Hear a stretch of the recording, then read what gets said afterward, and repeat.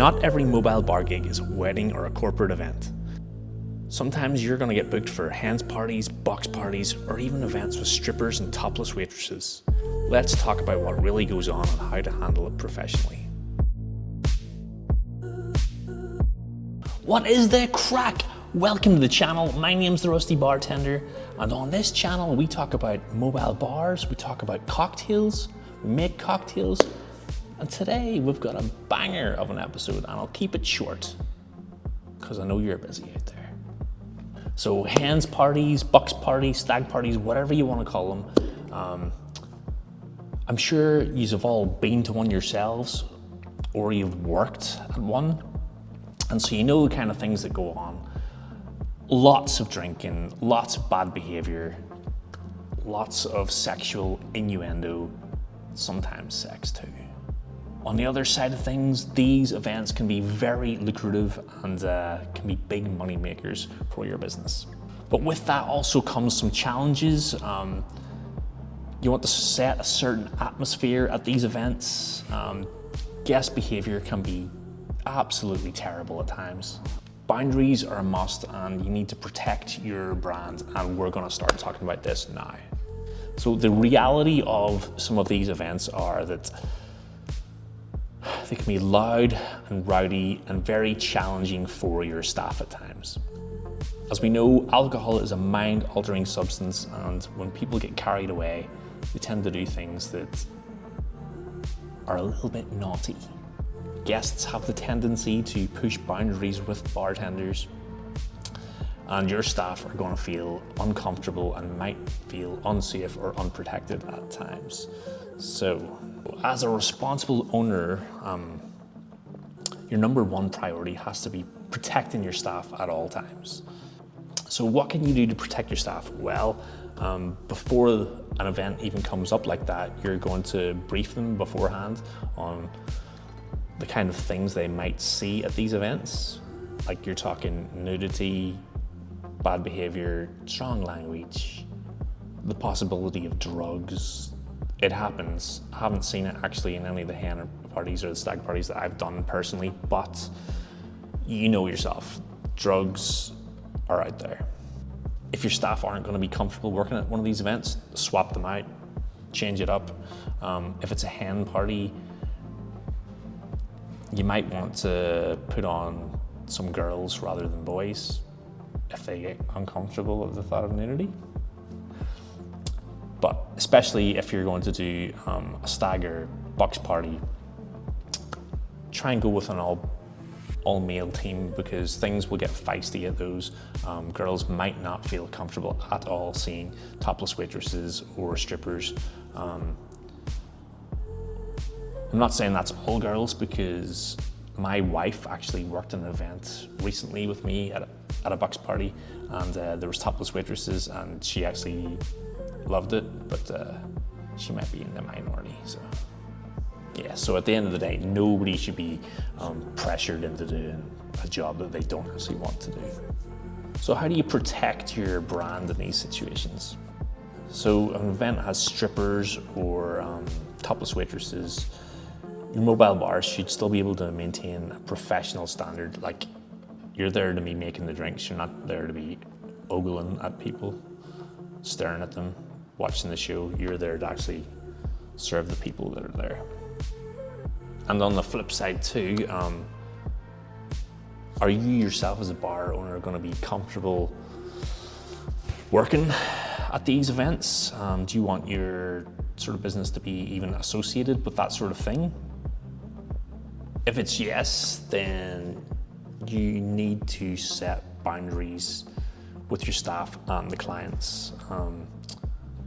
For example, your bartenders aren't going to be the topless bar staff or topless waitresses.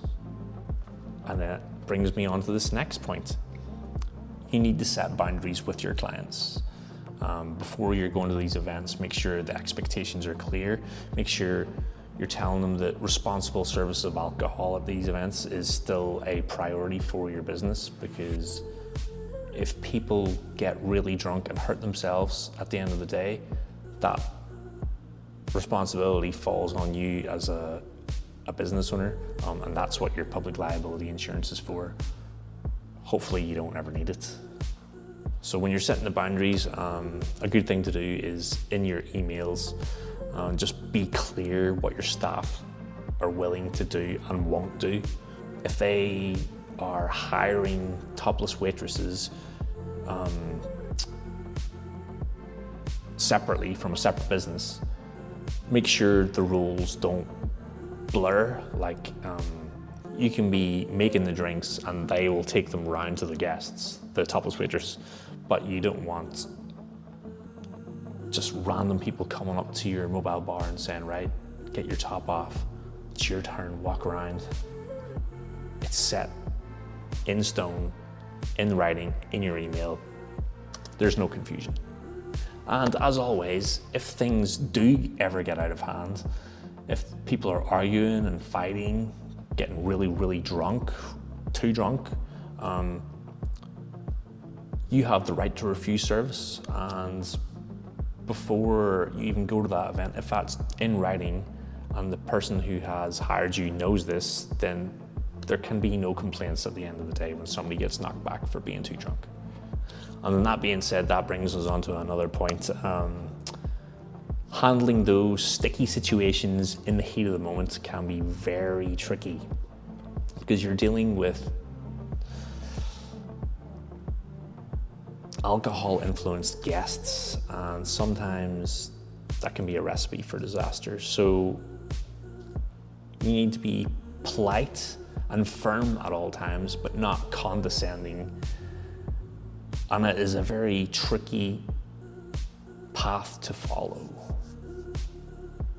I mean, I've seen it myself, not even at Hens parties or box parties, but I've seen it at normal events, at festivals and stuff, where drunk guests will make inappropriate comments or requests. It's just a thing that's going to happen. You will always get somebody trying to stir the pot. They will try and wind you up. Who knows for what reason, but it happens. And sometimes as a bartender, you're going to have a very thick skin because the best way to deal with these things is not react at all. Because if they don't get a reaction, it just makes them look stupid at the end of the day. And also at these events too, it's not uncommon for people to say, we're having a round of shots, why don't you join in with us? This, I mean, I don't want to be the fun police, but just don't do it, because if you start taking alcohol at these events, you're not going to be in the right mind to make the right or correct decisions when something bad happens. And you definitely do not want to be under the influence of alcohol if something kicks off. So yeah, always stay positive, polite, and just don't be a dickhead to people, and they will respond well back to you, hopefully. And if something does kick off or there's too many people making inappropriate comments, have some staff safety measures set in place beforehand, before you go. Have like a code word or a signal if somebody's feeling uncomfortable at a situation. I mean, if you need to, just shut down service temporarily until things kind of settle and you can get a grasp of what's actually going on. Have a word to the person who booked you in the first place, to have a word with rowdy guest members, something like that. And that these things always work in pairs. Never do one of these events solo. Yeah. I could tell you a few stories, but I won't. So key takeaways for this are these events, very fun, very profitable, but you need to protect your staff, protect your brand, be professional. You'll always get more respect and repeat bookings. Say yes to the money, but make sure you've got clear boundaries of what's going to happen at these events. So if you're running a mobile bar and you come across these gigs, and you will eventually, plan ahead, protect your staff, you will turn a potential nightmare into a smooth and profitable evening or daytime. If you want more behind the scenes truths about running a mobile bar, hit that subscribe button, please and thank you. I'll see you on the next one.